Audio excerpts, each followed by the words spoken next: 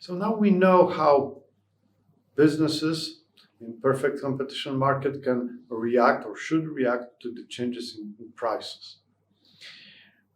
That leads us to considerations about what is going to happen in this kind of market over the long run. Because so far we were talking about short-run situation, so there's a certain price, it's kind of more temporarily set, and we adapt to this price, and if it changes, we would adapt again.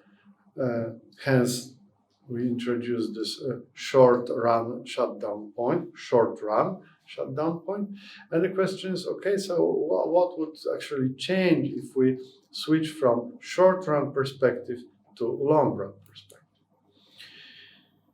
The long run equilibrium in perfect competition market can be seen here in this slide.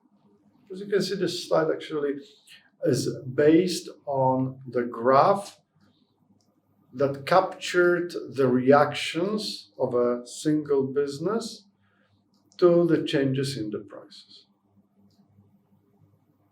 Now, when we apply a long-run perspective to our considerations, we can try to focus on the questions, okay, what would happen over the long run if prices are high or if prices are low? Let's consider the first situation. First situation, when the prices are high, when we see market of perfect competition with very high prices like P1, then businesses that are present in the market would react with big production, which is Q1, and that would generate quite nice profits to them. Right? Big production, big prices, a lot of profit to be made. But this profit would attract other businesses to enter this market. As you remember, under perfect competition, we do not have any significant entry barriers, entry and exit barriers. Therefore, if profits are nice, new businesses arrive to the market. They enter this market. What kind of influence would it have? If we have more and more businesses in the market, then we have bigger and bigger supply. And if you imagine the situation in the market with demand and supply as we know it, now when supply starts growing because of new businesses entering the market, then this increase in supply results in decrease in prices. So over the long run, those high prices would attract new businesses would increase supply, increased supply would push prices down. So over the long run, this P1 price has no chance to be the final kind of ultimate price because it attracts many competitors. What happens if prices are low? Low prices are prices like P5 or P4, where businesses have economic losses. We already know that this kind of economic loss is something that you can stand over a short period of time. But in the longer perspective, you don't want to run your business with losses. So if prices are really low, some businesses would give up. Which businesses would give up? Well, these would be usually businesses with high economic costs.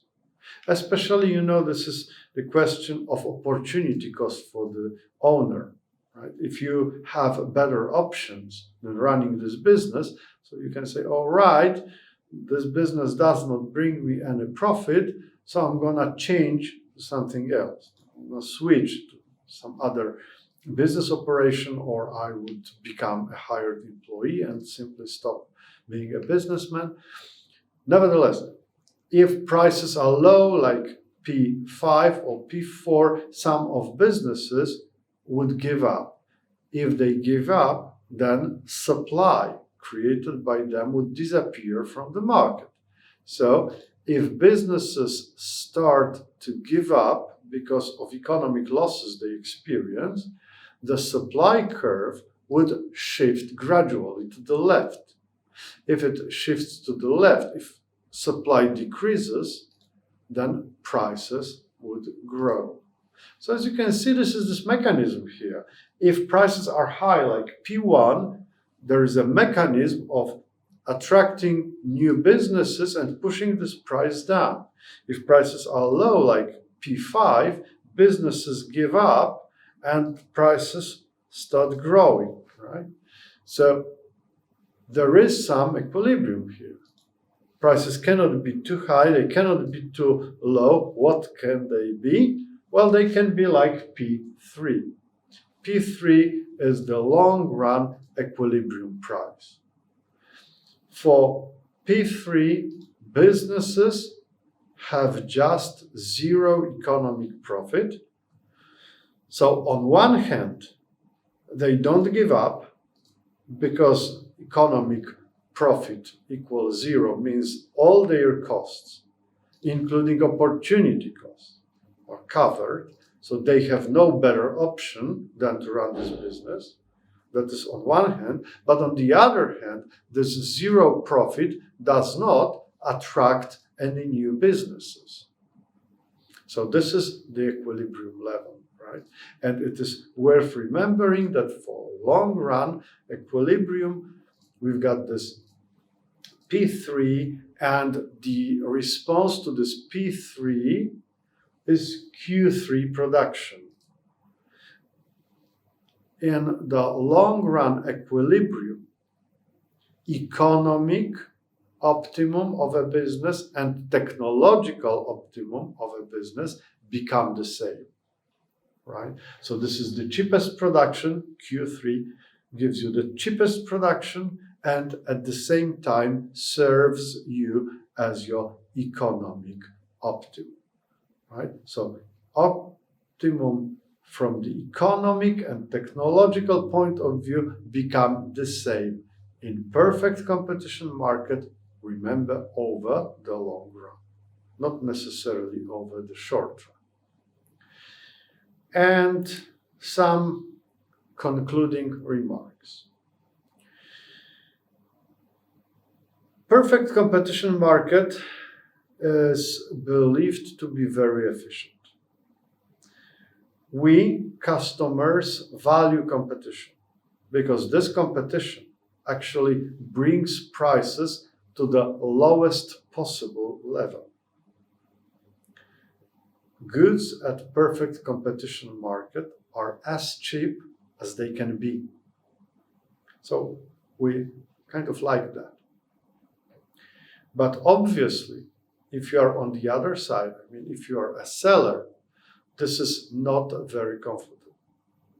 Because that means, for instance, that if you are a taxi driver, then this kind of professional career will never make you a very wealthy person. It will never make you a very wealthy person because actually entry barriers to this market are very small. Virtually anyone can be a taxi driver, especially nowadays with Uber and this kind of applications, right?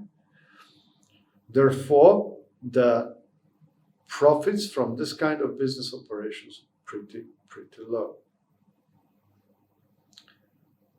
There's also one conclusion for you. Perfect competition market can also relate, the concept of perfect competition market can also relate to labor market. And this is basically how you, studying at the university, try to escape from perfect competition market of labor. Because you want to get qualifications, competences so that you could say, I can do things that not everyone can. You want to do things, the ones that I can do, well, you need to study, you need to learn a lot, you need to get competencies, you need to get skills. Okay, this is just escaping from this perfect competition market, because on perfect competition market of labor, the wage is very low. It's as low as it is possible. Why? Because for very simple activities, for very simple things that you do as a worker, you've got many, many competitors. So the more qualified you are, the more specially you will be treated by the market. Okay, that would be all for today. Thank you.